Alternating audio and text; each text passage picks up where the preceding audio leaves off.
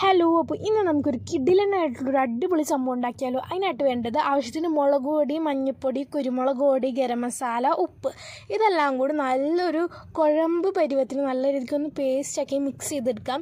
ഇനി അതിലേക്ക് നമുക്ക് ഇഞ്ചി വെളുത്തുള്ളി പേസ്റ്റ്, അല്ലെങ്കിൽ ഞാൻ ഇവിടെ ഇഞ്ചി വെളുത്തുള്ളി ചെറുതായിട്ടൊന്ന് അരിഞ്ഞതിലേക്ക് ഇടുന്നുണ്ട്. നിങ്ങൾക്ക് അതുണ്ടെങ്കിൽ അതിട്ടാൽ മതി. നല്ല രീതിക്കൊന്ന് മിക്സ് ചെയ്ത് പേസ്റ്റ് ആക്കാം. ഇനി നമ്മൾ പുഴുങ്ങി വെച്ചേക്കുന്ന കാടമുട്ട തന്നെ എടുക്കണം. എന്നാലാണ് അതിൻ്റെ ഒരു സ്പെഷ്യൽ ടേസ്റ്റ് കിട്ടുള്ളൂ.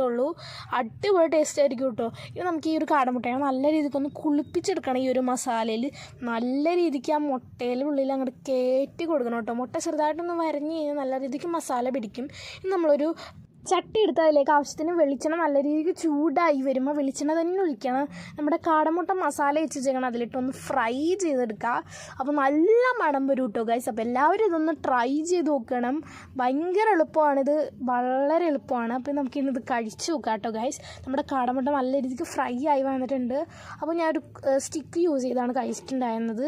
ഒടുക്കത്തെ ടേസ്റ്റാണ്. അപ്പോൾ മസ്റ്റ് ട്രൈ ഐറ്റമാണ്. നല്ല അടിപൊളി ടേസ്റ്റാണ്. ഞാനിവിടെ ആകെ 5 ഉണ്ടാക്കിയുള്ളൂ. പിന്നെ ഞാൻ വീണ്ടും ഉണ്ടാക്കാൻ തുടങ്ങി. കാരണം അടിപൊളി ടേസ്റ്റാണ് കേട്ടോ. ഞാൻ ഫസ്റ്റ് ട്രൈ ആണ്, പക്ഷേ ഒടുക്കത്തെ ടേസ്റ്റാണ്. അപ്പോൾ എല്ലാവരും ഒന്ന് ട്രൈ ചെയ്യുക. ഇന്നത്തെ വീഡിയോ ഇത്രേ ഉള്ളൂ. അപ്പോൾ അടുത്ത വീഡിയോ പറഞ്ഞവർ tata bye, see you guys.